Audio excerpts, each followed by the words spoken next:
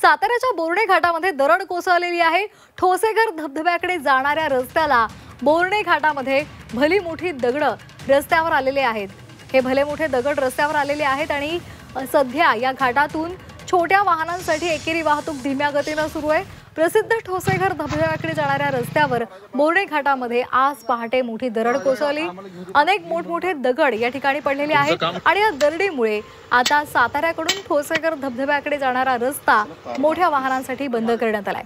सध्या या घाटातून एकेरी वाहतूक धीम्या गतीने सुरू आहे। दुचाकी वाहनच इथून जाऊ शकते आणि सध्या प्रशासन या ठिकाणी पोहोचलेलं आहे आणि दरड हटवण्याचं काम सुरू आहे। बोर्णे घाटातून तिथल्या परिस्थितीचा आढावा घेतला आमचे प्रतिनिधी तुषार तपासे यांनी। पाहूया।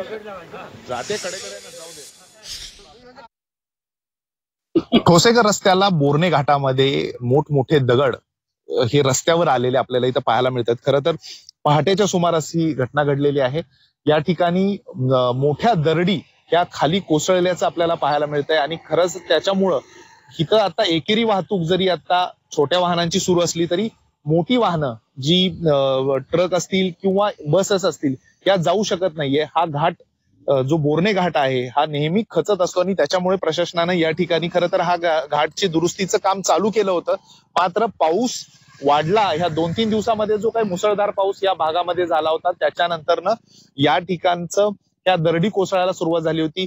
गेल्या काही दिवसांपूर्वी यवतेश्वर घाटात सुद्धा दरड कोसळली होती आणि त्यानंतर आता ह्या ठोसेघर धबधबा जो आहे या धबधब्याच्या रोडला हा बोर्णे घाटामध्ये ही दरड कोसळलेली आपल्याला पाहायला मिळते। भले मोठे दगड हे रस्त्यावर येऊन पडलेले आहेत आणि त्यामुळं बस सेवा इथं थांबलेली आहे आणि त्याच्यामुळे आता प्रशासन या ठिकाणी खरं तर पोहोचलंय।